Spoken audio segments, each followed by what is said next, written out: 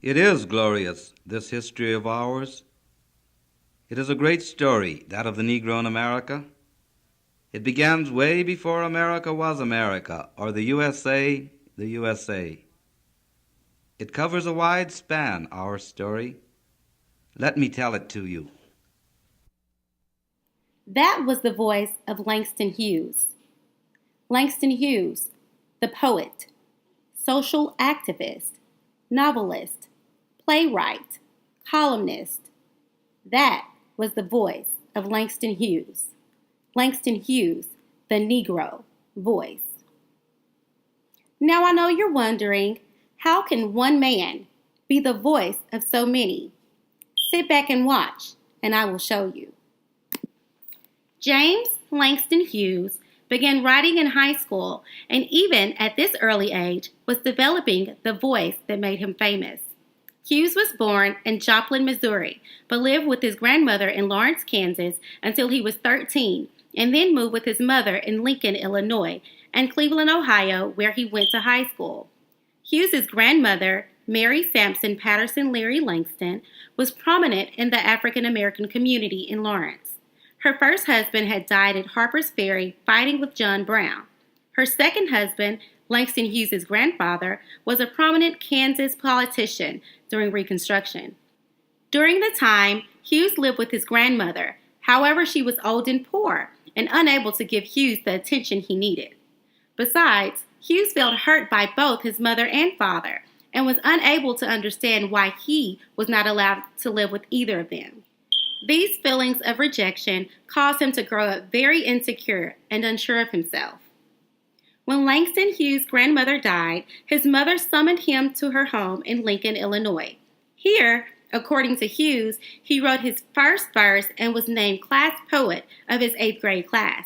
Hughes lived in Lincoln for only a year. However, when his stepfather found work in Cleveland, Ohio, the rest of the family then followed him there.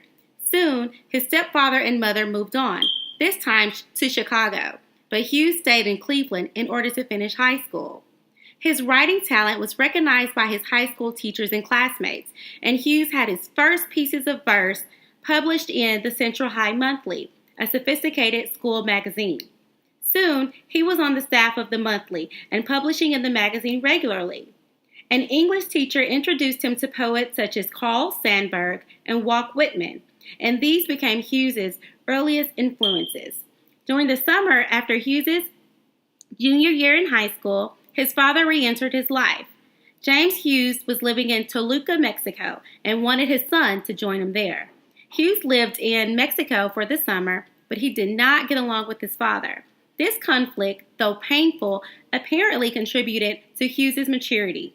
When Hughes returned to Cleveland to finish high school, his writing had also matured. Consequently, during his senior year of high school, Langston Hughes began writing poetry of distinction.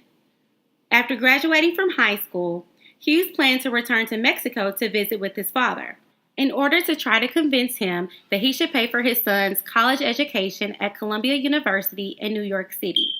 At Columbia, Hughes thought he could get a college education, but also begin his career as a writer. On his way to Mexico on the train, while thinking about his past and his future, Hughes wrote the famous poem, The Negro Speaks of Rivers. After arriving in Mexico, the tension between Hughes and his father was strong. He wanted to be a writer. His father wanted him to be an engineer. After Hughes sent some of his poetry to the Brownies book and Crisis magazines, and it was accepted, his father was impressed enough to agree to pay for a year at Columbia University. I've known rivers ancient as the world and older than the flow of human blood in human veins. My soul has grown deep like the rivers. I bathed in the Euphrates when dawns were young. I built my hut near the Congo, and it lulled me to sleep. I looked upon the Nile and raised the pyramids above it. I heard the singing of the Mississippi when Abe Lincoln went down to New Orleans, and I've seen its muddy bosom turn all golden in the sunset. I've known rivers, ancient, dusky rivers. My soul has grown deep.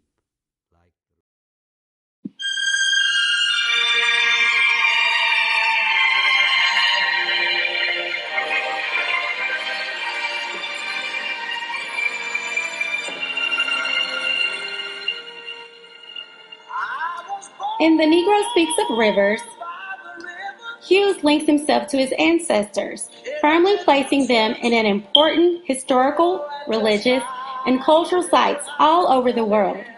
He begins by claiming a connection to the world's ancient rivers that predated human beings, and that has made his soul grow deep like the rivers.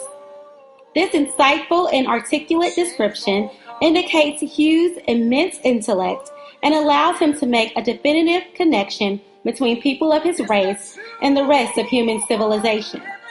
In the early 20th century, white Americans often viewed their darker-skinned counterparts as less than human, and here, Hughes offers concrete proof of historical equality.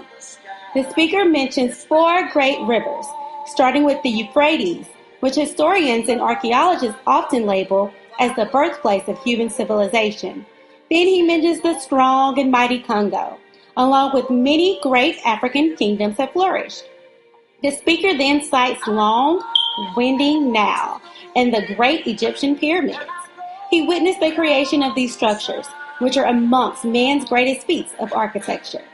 Finally, he writes about the muddy, golden Mississippi, which he links American slavery and Abraham Lincoln. Hughes serves as a voice for all African Americans as he traces their lineage to the cradles of civilization. Hughes was the Negro voice. Well, son, I'll tell you. Life for me ain't been no crystal stair. It's had tacks in it and splinters and boards torn up and places with no carpet on the floor, bare. But all the time, I's been a-climbin' on and reachin' landin's and turnin' corners and sometimes goin' in the dark where there ain't been no light. So, boy, don't you turn back. Don't you set out on the steps 'cause you finds it kinda hard. Don't you fall now, for I's still goin', honey. I's still climbin', and life for me ain't been no crystal stair. In his moving poem, Mother to Son, Langston Hughes empowers not only the son, but speaks from the voice of the Negro mother.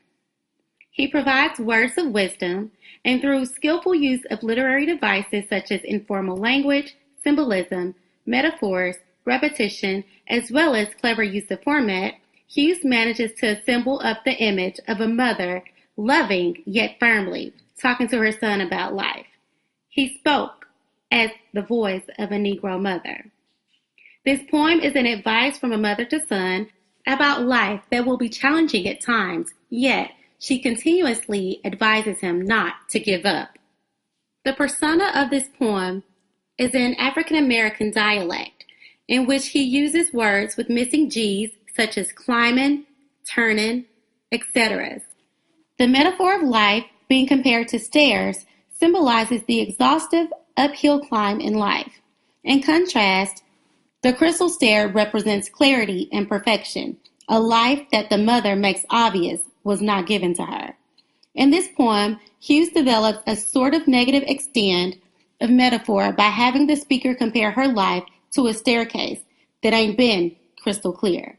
In other words, the black mother develops the metaphor by describing what it isn't rather than what it is. Langston Hughes was the voice of the Negro mother. Have you dug the spill of Sugar Hill? Cast your games on this sepia thrill. Brown sugar lassie, caramel treat, honey gold baby, sweet enough to eat. Peach skin girly, coffee and cream, chocolate darling, out of a dream. Walnut tinted, a cocoa brown, pomegranate lipped, pride of the town. Langston Hughes, deaf poet. Let's get it going.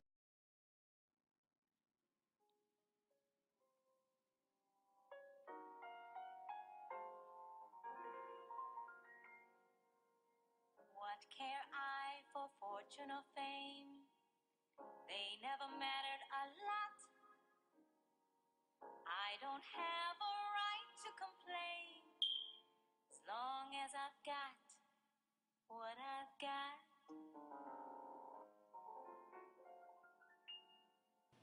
Harlem Sweeties is a luscious, sensual poem that appeals to the reader's sight, sound, and taste. It's joyous and catchy, and is representative of Hughes's early depictions of Harlem. In this poem, Harlem is filled with jazz, sex, art, cultural fecundity, dreams, and possibilities. The women in Harlem Sweeties differ from the female character in 50-50, who is lonely, sad, and yearning for a man even if he just uses her for money. The rhymes in Harlem Sweeties are simple yet bold, and Hughes uses figurative language to great effect. The speaker begins by asking the reader if he has the spill of Sugar Hill. Even if some of the words won't make sense to modern readers, their meaning is easy to discern within the context of the poem.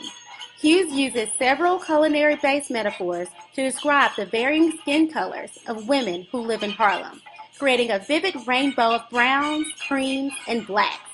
He compares their skin to brown sugar, caramel, coffee, peaches, walnuts, molasses, cloves, cinnamon, and more. He also evokes the deep richness of wine and blackberry cordial, and referring to one girl as pomegranate lips. Hughes extols the rainbow sweet thrill of the spectrum of beauty he has painted for the reader. His appreciation of black women is quite clear, and although he is certainly exhibiting the male gaze, the overall tone is playful and non-threatening. Like in the poem My People, Hughes celebrates the beauty of African women. The standard of beauty he expresses is the most opposite of the popular white vision of beauty that was more pervasive at that time.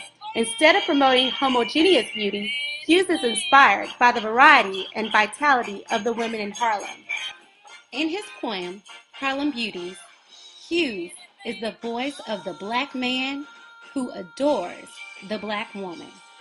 Hughes, the Negro voice. Have a seat.